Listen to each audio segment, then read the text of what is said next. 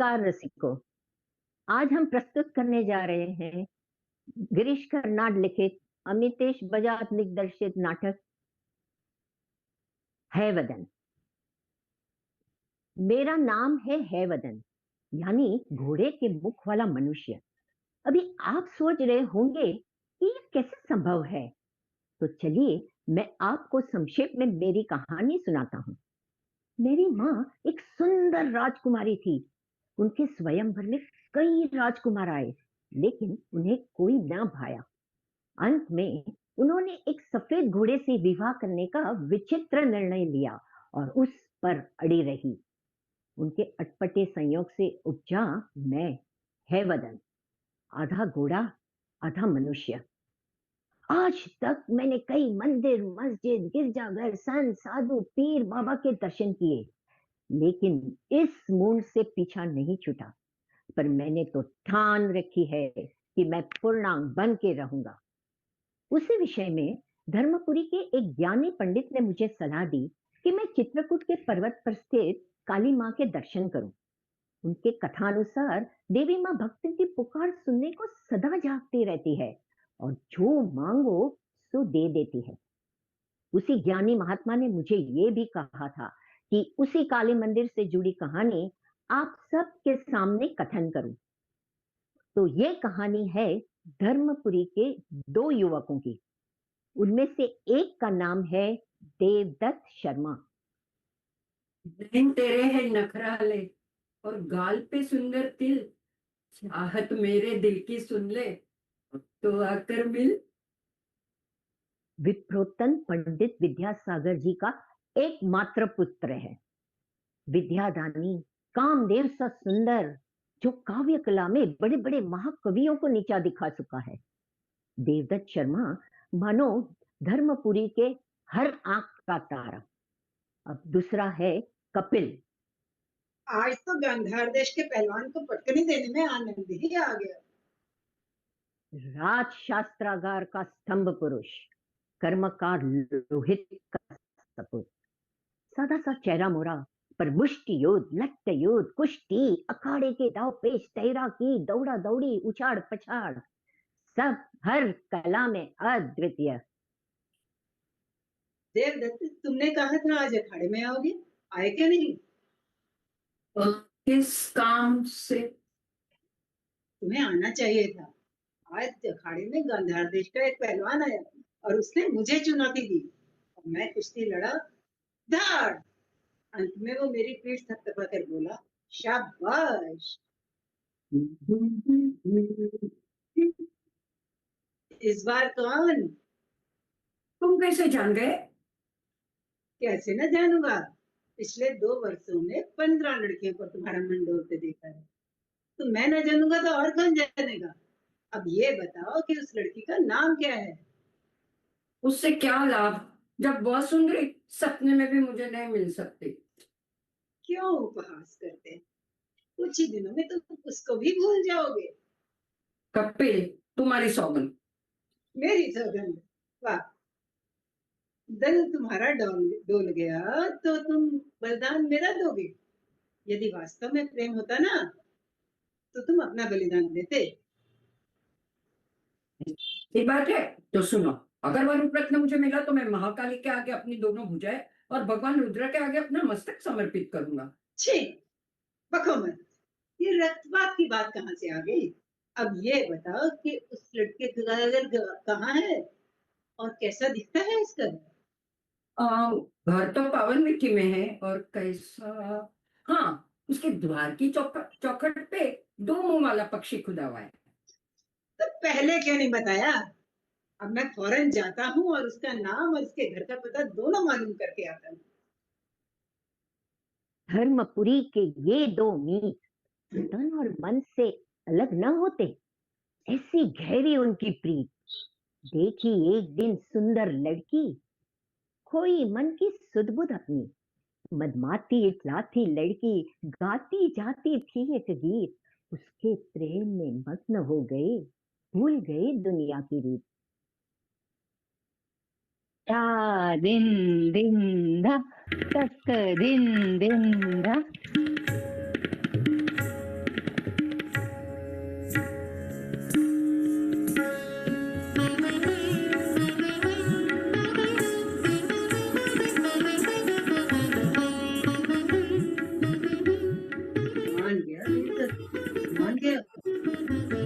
सौंदर्य तो तिलोत्तमा उर्वशी रंभा जैसी अप्सराओं के सौंदर्य से भी उत्तम है।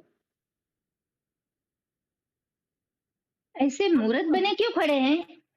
आपको किसका घर चाहिए? यही घर। कृपया अपने पिताजी या इस घर के स्वामी को बुला दीजिए।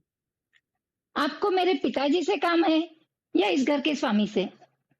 क्यों, दोनों एक नहीं है क्या?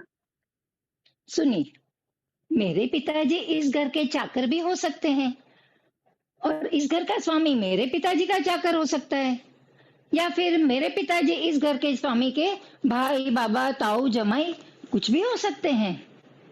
बताइए, इनमें से किसे बुलाऊं? देवी जी, कृपा करके इस घर के चाकर को ही बुला दीजिए। अच्छा, द्वार खोला मैंने, मुझी को दरबान समझिए। बताइए, क्या चाहते हैं आप?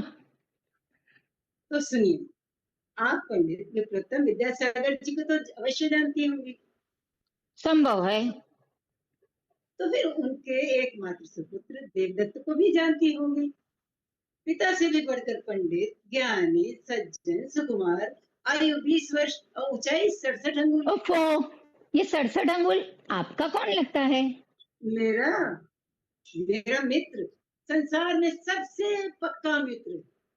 अब मुख्य प्रश्न ये है कि मेरा मित्र आपका कौन होगा? हाय मैया,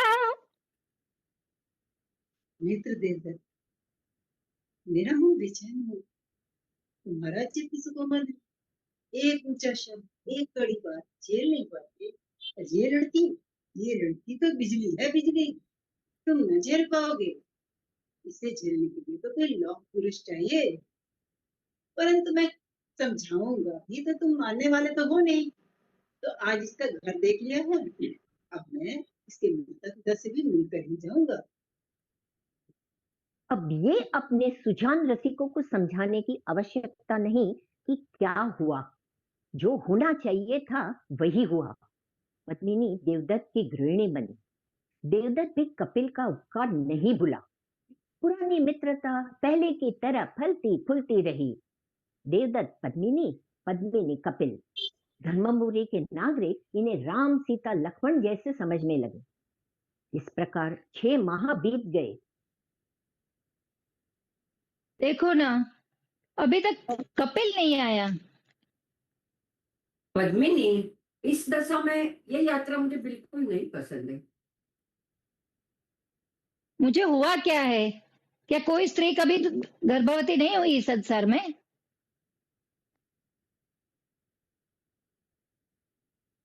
देखो ना, अभी तक कपिल नहीं है और कितनी देर लगा रहा है ये कपिल। दिन भर बस कपिल कपिल कपिल। अब मेरी पत्नी भी है, उतना भी नहीं जानता क्या कपिल? बेचारा, मैं अगर जानती कि इसका तुम इतना बुरा मानोगे तो। मैं बुरा नहीं मानता पद्मिनी। कपिल सिर्फ मेरा मित्र ही नहीं, मेरे भाई के बराबर है। पर यह इच्छा क्या अनुचित है कि 2 एक दिन हम दोनों बिल्कुल अकेले रहे, कोई तीसरा व्यक्ति बीच में ना आए। तुम कितनी जल्दी बुरा मान जाते हो देवदत्त। सचमुच पद्मिनी इतनी ना समझे। मैं जानबूझकर कपिल के साथ खेल रही है। उनकी आंखों में तैरती लालसा के उसे सचमुच नहीं दिखाई देती। तुम आज उज्जैन नहीं जाना चाहते हो ना? सही, कपिल से कह देना मेरी तबीयत ठीक नहीं। हाँ, आज घर में बस हम दोनों ही रहेंगे। आज बस मैं और तुम। देवदत्त, मैंने बहुत देर कर दी ना। क्या करता, गाड़ी वान के पास गाड़ी तो तैयार थी, परंतु उसका एक बैल एकदम कपिल, निकम्मा। आज जाना नहीं हो रहा है, पद्मिनी की तबीयत खराब है। अच्छा, फिर तो फिर गाड़ी लौटा दूं? हाँ, लौटा दो। ठीक है, तो फिर मैं चला। हम ऐसे क्यों बैठे हैं? चलना नहीं है? बड़ी देर हो रही है। भाभी, आपकी तो तबीयत ठीक नहीं है, तो फिर? मेरी तबीयत को क्या हुआ? थोड़ा सा सिर में दर्द था, सौंठ के लेप से ठीक हो गया। अब इतनी सी बात के लिए कार्यक्रम क्यों बदले? पद्मिनी, इस दशा में? कपिल, वो जो बाहर गठरियां पड़ी है ना, उन्हें गाड़ी में रख दो, बाकी की नौकर ला देगा। बुरा मत मानो देवदत्त। देखा नहीं, तुम्हारी बात सुनते ही बेचारा कपिल कितना उदास हो गया। और मुझे जो निराशा हुई, इसकी पद्मिनी को कोई चिंता नहीं। अब चलोगे भी या यहीं बैठे रहोगे? चलो। हुर्र, हुर्र, हुर्र, हुर्र, हुर्र। वाह कपिल, गाड़ी कितनी अच्छी हाँकते हो। तुम ऐसे हाँक रहे हो मानो गाड़ी हवा में तैर रही हो। मुझे याद है, देवदत्त एक दिन मुझे गाड़ी में ले गए थे। वे ऐसे हाँक रहे थे कि वे बाएं हाँकते तो बैल दाएं मुड़ जाते, और वे दाएं हाँकते तो बैल बाएं मुड़ जाते। मेरा तो हंस हंस के बुरा हाल हो गया। क्यों ना थोड़ी देर यहीं रुके? जरूर, अभी गाड़ी रोके देता हूँ। रुक रुक रुक रुक रुक रुक रुक रुक रुक रुक।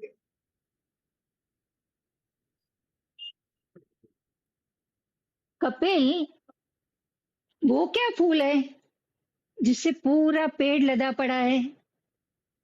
वो वो सुहाग के फूल हैं।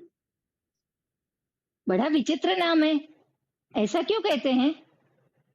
ठहरो, अभी तोड़े लाता हूँ, आप भी जान जाओगी।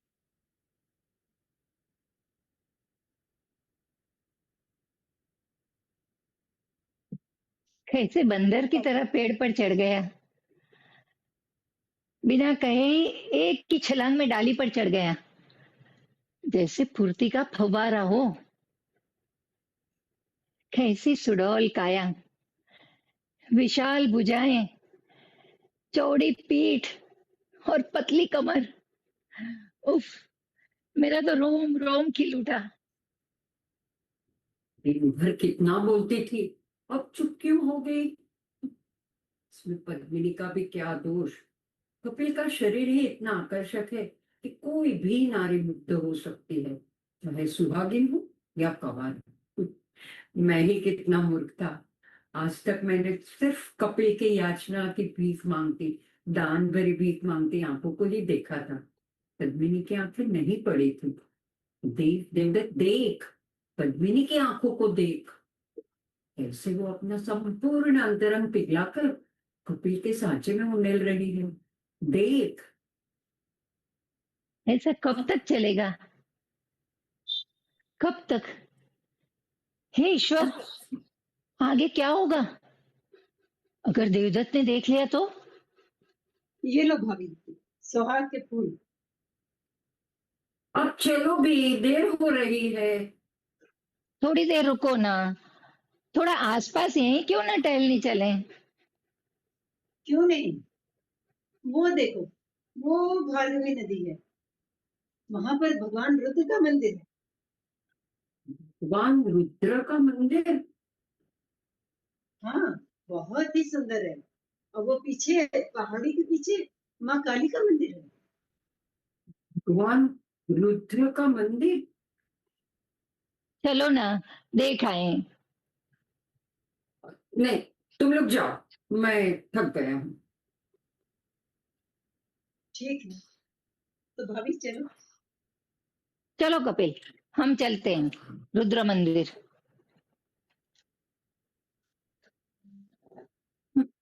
माँ, माँ काली के, मैं अपना वचन भूल गया था। मुझे क्षमा कर माँ। मुझे उस दिन अपना वचन याद आना चाहिए था, जिस दिन तूने मेरी इच्छा पूरी की थी। ले, अब उसी वचन को पूरा करने में आ गया हूँ। ले माँ, मेरा मस्तक, ये तुच्छ बेट अपने चरणों में स्वीकार कर माँ। आ! कपिल, बहुत अच्छा लगा रुद्र भगवान के दर्शन करके।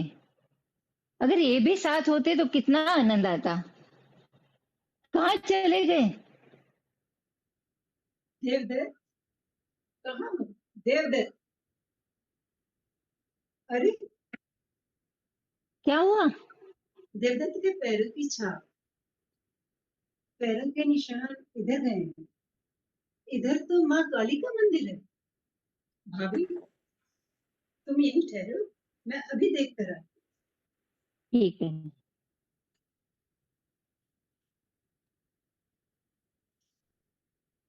ये सरदार किया देवदत्त, मेरे भाई, तुमने ये क्या किया? मोहना की मुझसे भूल हुई, परंतु तुम तो जानते थे कि मुझे अच्छे बुरे की समझ नहीं।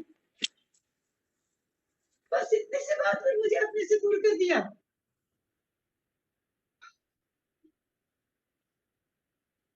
मुझसे दुखी होकर तुमने ये संसार छोड़ दिया ना, परंतु परलोक में तो मिलोगे। तो लो, मैं अभी आता हूँ तुम्हारे पीछे पीछे, तुम्हारे ही पद चिन्ह पर चलते हुए सदा की तरह।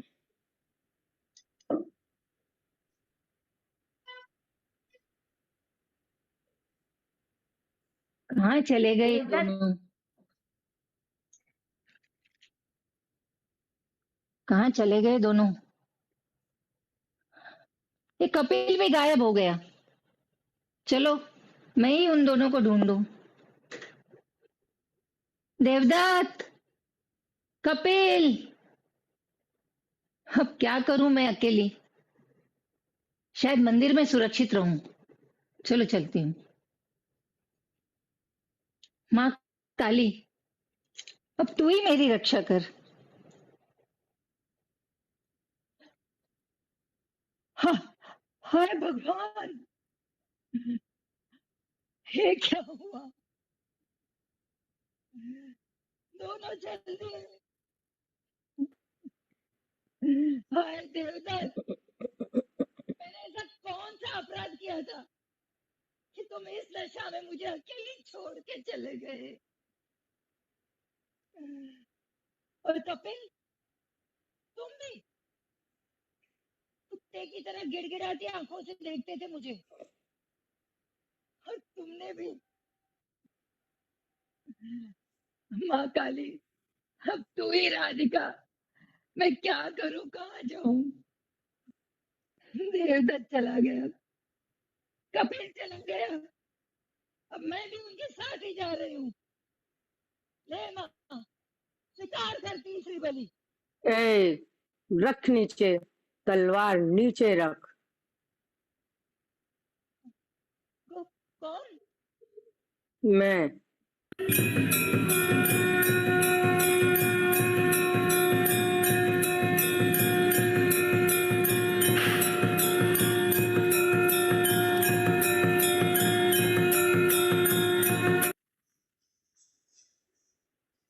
माँ देवी।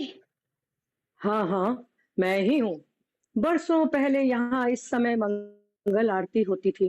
सारे भक्त मिलकर घंटा, घड़ियाल, मादल, तार, मजीरे इतने जोर से बजाया करते थे कि कान फट जाते। उस भयंकर शोर की आरती की बेला में मैं पूरी तौर से जागी रहती थी, पर अब ना भक्त है ना आरती। जागे रहने की तो आदत ही छूट गई है। हाँ, ठीक। अब तू बता, क्या चाहती है? मैं तेरे ऊपर प्रसन्न हो गई हूँ। माँ मुझे बचा लो, मैं क्या करूं, कैसे हाँ अपने। हाँ, वह सब तो तू पहले ही बता चुकी है, दोहराने की आवश्यकता नहीं। अब जो मैं कहूँ सो कर। उन गर्दनों को, मस्तकों को उनके धड़ों पर ठीक से लगा, और फिर उस तलवार से उनकी गर्दनों को दबा दे। दोनों जी उठेंगे। अब तो ठीक। माँ तुम्हारा ही सहारा है, तुम ही सांस हो, तुम ही अन्न हो, तुम ही जल हो। बस बस, जल्दी कर। माँ एक बात पूछूं? पूछ, पर जल्दी। तुमने कपिल या देवदत्त किसी को रोका क्यों नहीं? तू रोकने की बात कहती है? मैं अगर इतनी नींद में ना होती तो इनको निकाल के बाहर करती। क्यों माँ? दुष्ट कहीं के, मरते दम तक झूठ बोलते रहे। ये देवदत्त अपना मस्तक तो दिया, और मेरे आगे इसने प्रतिज्ञा की शपथ ली थी, मेरे आगे भुजाएं और रुद्र के आगे मस्तक चढ़ाएगा। देखा, मेरे लिए सिर्फ भुजाएं और रुद्र के लिए मस्तक। पर जब तूने रुद्र मंदिर जाने की हट की तो और कहाँ जाता, यहीं आना पड़ा। बस अपने मस्तक की बलि दे दी। और ये दूसरा कपिल मेरे आगे मस्तक तो चढ़ाया, पर मरते दम तक मित्र मित्र रटता रहा। एक बार भी मेरा नाम नहीं लिया। बोला मित्रता के लिए मरता हूँ, मित्रता के लिए। डरपोक। उसे जरूर लगा होगा कि लोग कहेंगे तेरे लिए उसने देवदत्त की हत्या की है। अगर ये डर ना होता तो जरूर तेरे ऊपर अधिकार जमाता। दोस्त, मरते दम तक मेरे मित्र मेरा भाई चिल्लाता रहा, और सच तो बस तू ही बोली। माँ, सब तुम्हारी कृपा है। मेरी कृपा पर कुछ भी नहीं है, तू भी स्वार्थनी है, इसीलिए सच बोली। बस अब बेकार की बातें छोड़, जो कहा सो कर। जैसे आज्ञा माता। अदला बदली बूझ पहेली, क्या वो है, क्या ये है वो? कौन बताए, कोई बताए, कौन बताए, कोई बताए। माँ, सब कुछ कर लिया। सच्चाई की भी कोई सीमा होनी चाहिए। चलो, तथास्तु।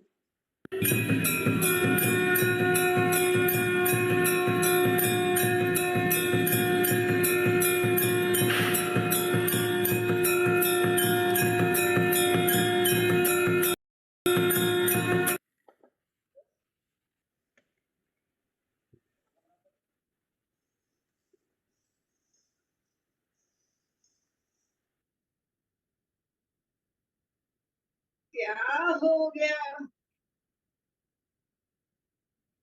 क्या हुआ? कपिल की आवाज, देवदत्त की आवाज।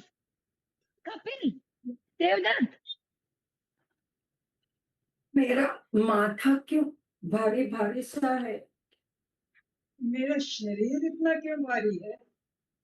ये ये मैंने क्या कर डाला? माँ दुर्गा, अब तेरा ही सहारा है माँ। मैं क्या पद्मिनी, करूं हाय राम। पद्मिनी, तुम रो क्यों रही हो? क्या बात है? कैसे समझाऊं देवदत्त, कैसे बताऊं कपिल। माँ दुर्गा प्रसन्न हुई थी और उसने तुम दोनों को प्राण दान दिए, लेकिन मैंने मैंने उस अंधेरे में मुझसे सिरों की अदला बदली हो गई। मुझे क्या? सिरों की अदला बदली? यानी कि बदले हुए सिर? कैसा कमाल है! इतने वर्षों तक हमारा मित्रता का संबंध रहा। अब रक्त का संबंध भी हो गया। बहुत कृपा तुम्हारी है पद्मिनी। तुम क्षमा मांग रही थी, तुम तो धन्यवाद की पात्र हो। सुनो, घर वाले से ये भेद कैसे छुपाएंगे?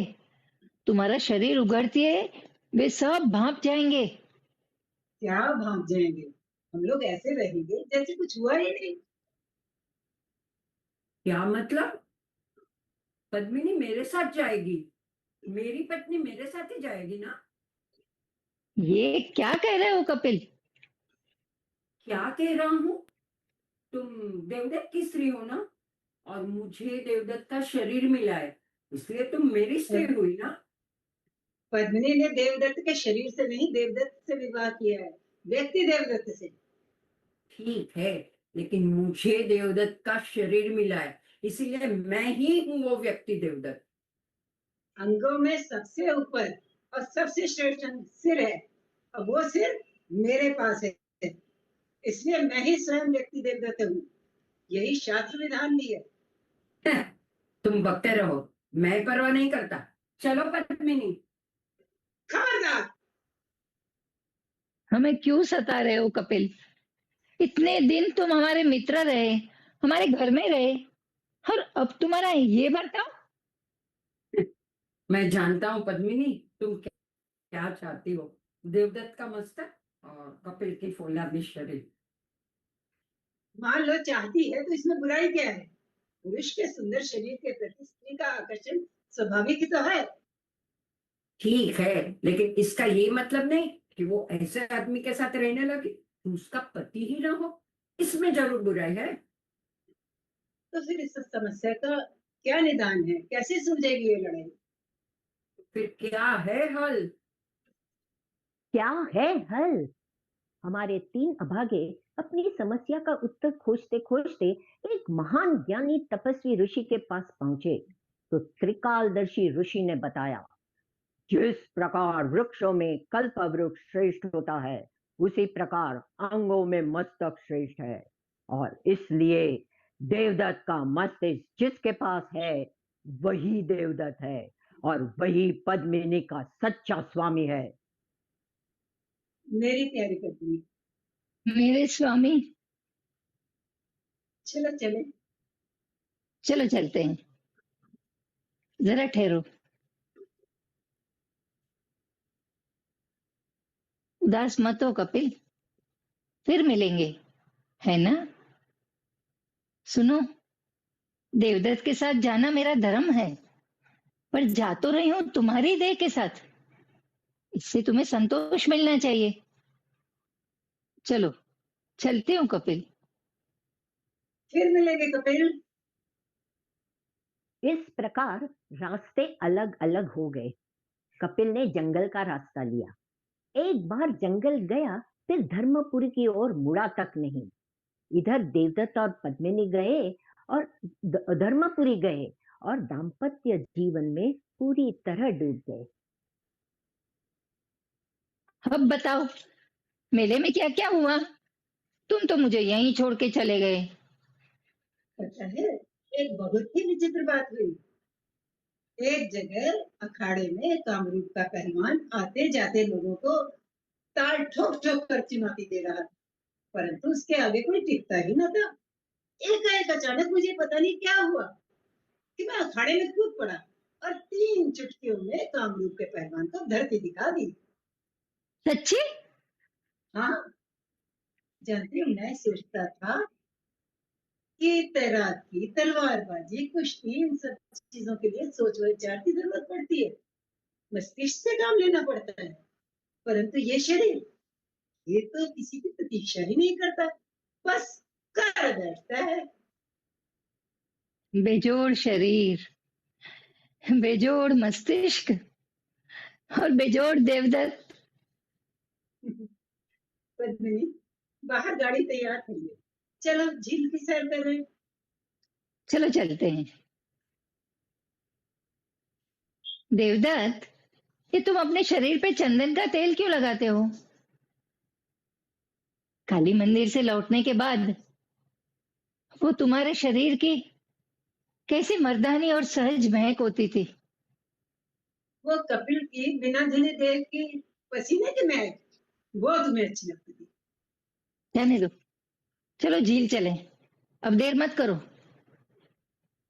बेजोड़ शरीर और बेजोड़ मस्तिष्क, बेजोड़ देवदत्त, बेजोड़ रूपवती पद्मिनी।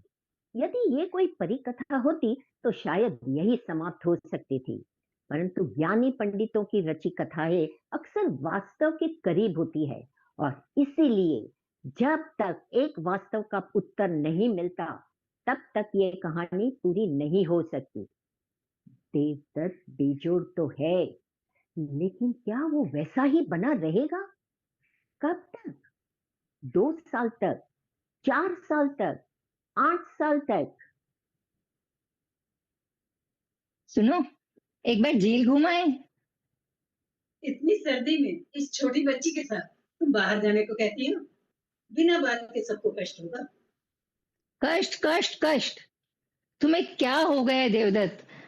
पूरा दिन घर में पड़े रहते हो, कहीं घूमने भी नहीं जाते। तैरना, खेलना, कुश्ती सब छोड़ दिया है। पद्मिनी, मैं ब्राह्मण हूँ।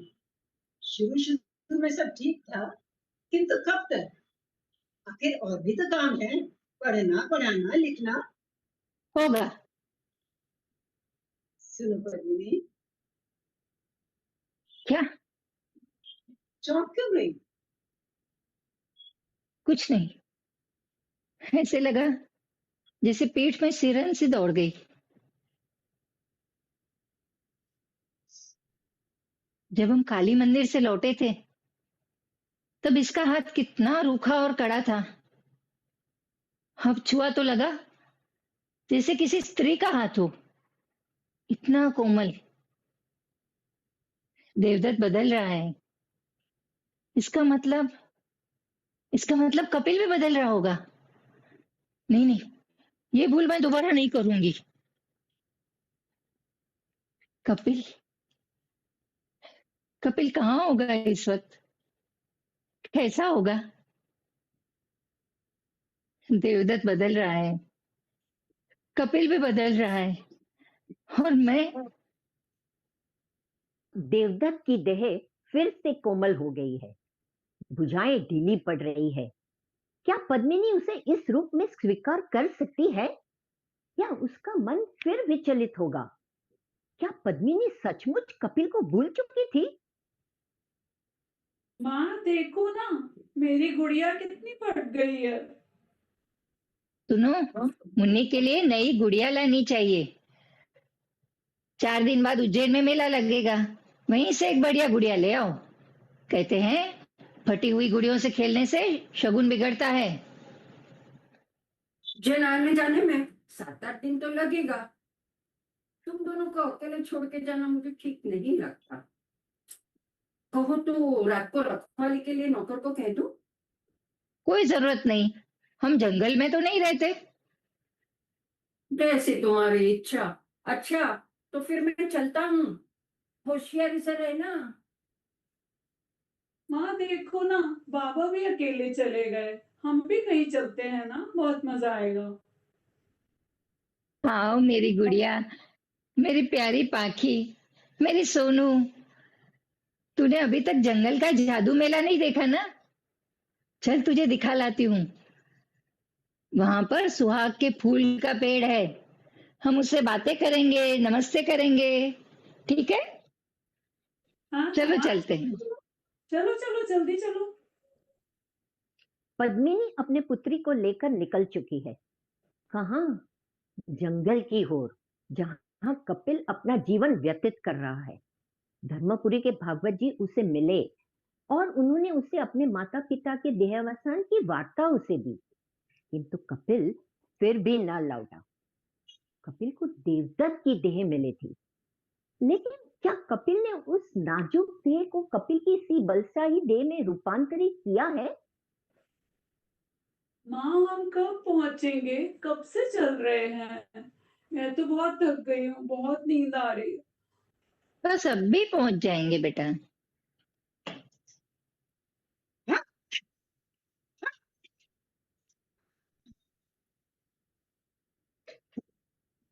तुम यहाँ? हाँ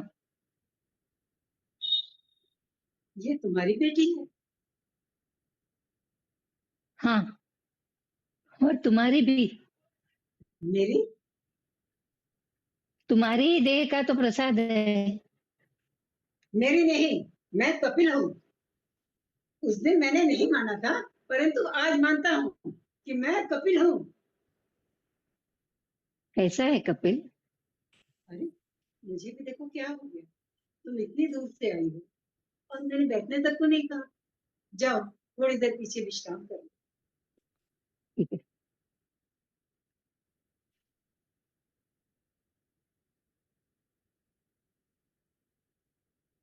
बड़ी मुश्किल से पाखी सोई है अभी। कैसी है? अच्छी हूँ, रोग ताप चिंता कष्ट कुछ भी नहीं। बेटी बिल्कुल तुम्हारे जैसी दिखती। और तुम्हारे जैसे भी। मेरे जैसी? तुम्हारे कंधे जैसा तिल उसके कंधे पर भी है। कौन सा तिल? तुम्हारे कंधे पर एक ही तो तिल है। ओह, कभी ध्यान ही नहीं गया ये। मैंने तो इस शरीर को देखना ही छोड़ दिया है। इससे इतनी विरक्ति हो गई? जब ये शरीर मुझे मिला था तो मेरे सर से लटकती लाश की तरह था। जंगल की इस माहौल के लिए ये ब्राह्मण की उजली काया न थी। जिस क्षण मुझे ये शरीर मिला उस क्षण से मेरे और इसके बीच युद्ध छिड़ गया। कौन जीता? मैं। हमेशा मस्तक ही जीतता है ना कपिल? हाँ, इसीलिए तो आज मैं कपिल हूँ। ऐसा कपिल जिसका शरीर उसके चेहरे से मेल खाता है। वैसे तुम उसे छोड़ क्यों आई? कैसे समझाऊं कपिल तुम्हें? सुनो, देवदत्त अगर रातों रात बदल जाता तो मैं तुम्हें भूल जाती, लेकिन ऐसा नहीं हुआ। वो हर दिन बदलता रहा और उसे धीरे धीरे बदलते देख मैं तुम्हें भूल ना सकी। कपिल, यदि उस ऋषि ने मुझे तुम्हें सौंपा होता तो मैं तुम्हें छोड़कर भी किसी दिन देवदत्त के पास इसी तरह चली जाती। जैसे तैसे बड़ी मुश्किल से मैंने इन यादों से पीछा छुड़ाया था, और तुमने फिर मेरा पीछा क्यों किया? मेरी बात सुनो, तुम इसी समय वापस चली जाओ देवदत्त के पास। वही तुम्हारा पति है, इस बच्ची का बाप। जाओ। चली जाऊंगी, लेकिन मेरी एक विनती है। मेरी बेटी बहुत थकी हुई है, अभी अभी चैन की नींद सोई है। उसके जगते ही चली जाऊंगी, तब तक मैं तुम्हें आंख भर कर देख लूं। कपिल, तुम जीत गए, देवदत्त भी जीत गया, पर मैं दो शरीरों की अर्धांगिनी, मेरे लिए तो न जीत है न हार है। सिरों की अदला बदली मैंने ही की थी, जिसका फल भी अब मुझे ही भुगतना चाहिए। हाँ बिल्कुल, मैंने उन रूपहीन यादों को कहीं अतल में दबा रखा था, और तुमने आकर अपने नाखूनों से उसे फिर कुरेद दिया।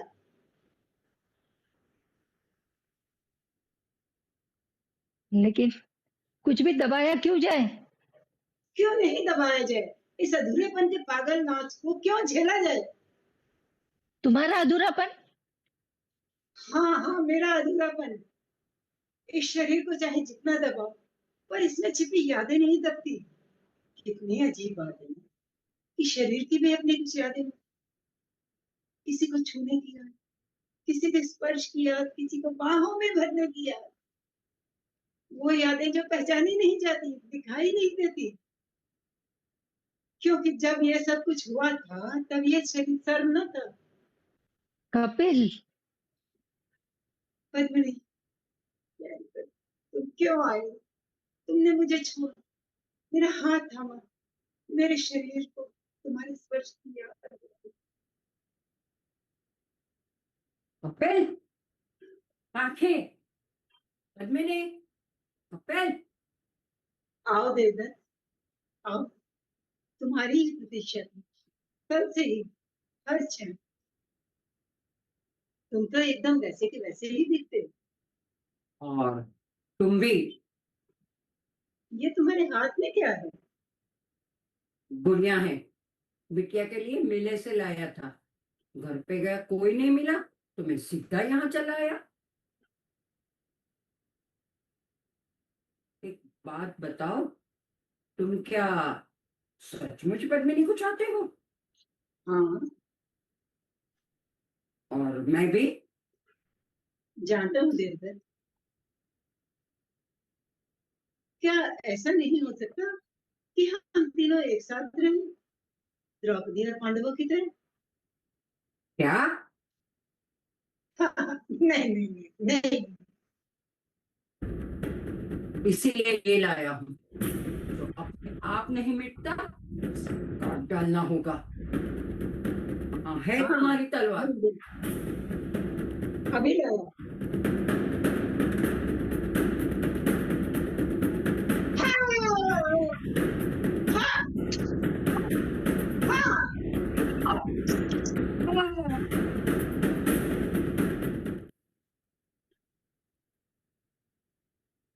दोनों जिए, लड़े और मर गए। मैं भली भांति जानती थी कि तुम दोनों एक साथ सुख से रह ही नहीं सकते। मेरी तरह तुम्हें भी अपने शरीरों को साझा करना पड़ता। इसलिए मैं तुम दोनों को चुपचाप मृत्यु की ओर ढकेलती रही। तुम दोनों ने एक दूसरे को क्षमा कर दिया। मैं ही रह गई। माँ दुर्गे, यहाँ भी तो परिहास कर रही है। दूसरी स्त्रियां जन्म जन्म में वही पति पाने की कामना कर सकती हैं, लेकिन मेरे लिए वो भी नहीं।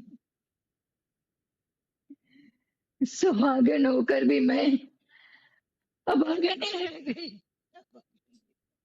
पद्मिनी ने धर्मपुरी के भागवत जी को अपनी पुत्री सौंप दी। कहा कि बेटी बेटी को विप्रोत्तम विद्यासागर के पास ले जाए और कहे कि ये देवदत्त की पुत्री है। उसके बाद पद्मिनी कपिल और देवदत्त की चिता बनवाकर स्वयं उसमें सती हो गई। जैसे उस धर्मपुरी के ज्ञानी महात्मा ने कहा था, वैसे मैंने भी आपको देवदत्त, कपिल और पद्मिनी की कहानी सुनाई और उनके निर्देश अनुसार मैं भी चित्रकूट के काली मंदिर गया। मंदिर में पहुंचते ही मैंने काली मां से याचना की कि मुझे पूर्णांग बना दे, और मेरे कुछ कहने से पहले ही मां प्रकट हुई और उन्होंने तथास्तु कहा और अंतर्धान हो गई और मैं संपूर्ण घोड़ा बन गया। अब आप समझते होंगे कि इस बात का मुझे बहुत दुख हुआ रहेगा, लेकिन नहीं, मुझे अपने घोड़े बनने का जरा भी दुख नहीं। दुख सिर्फ इस बात का है कि मैं अभी भी पूर्णांग नहीं हूं। मेरी आवाज मनुष्य की है। ये कैसा अन्याय है काली के। केवल इतनी कसर छोड़ने का क्या प्रयोजन है? क्या क्या मैं कभी कभी पूर्णांग नहीं हो सकता? तुम रोते क्यों हो? हाँ, तुम कौन हो? और ये गुड़िया, तुम्हें कंधा तो दिखाना। वही दिल, ये जरूर पद्मिनी की बेटी है। इसे विद्यासागर जी के पास पहुंचाना होगा। बेटी, सवारी करोगी? है बोलने वाला घोड़ा? तुम घोड़ा होकर भी कैसे बोल सकते हो? अगर तुम्हें बोलना आता है तो हंसना भी आता होगा। हंस के दिखाओ।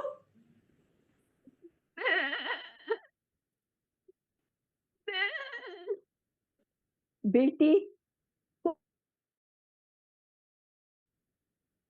हंसो हंसो हंसो। देखो